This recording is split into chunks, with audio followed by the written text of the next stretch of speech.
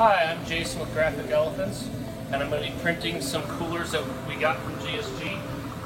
They're 100% polyester. What we are going to do is we're going to be using Rio, which is a WellFlex low cure product, because we want to keep the temperature low on these polyester coolers. Now we're going to be using an Action Engineering mask hold down system that will work great for these coolers. Since we're using a hold down pallet, we don't have to use glue. Now I'm using a 65, 95, 65 durometer squeegee, and this is a Newman Mesh 166 at 45 newtons. Beautiful. Now if you have a dryer with a big enough opening, you could change your setting and run it down that, or you can use a heat gun because this is low curing and the rubber material around the edges holds it nice and tight for us.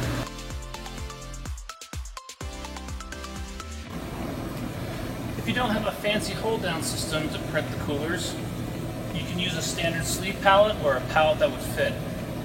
You are going to want to glue it down because it's not being held down by the clamp. We like to use Top Bond, which you can purchase from GSG. We pour them off in little tinier bottles. You simply put about half the size of the amount that we need. We use the Ultimate Cleanup card. Put it on the area that we are going to want to have stick.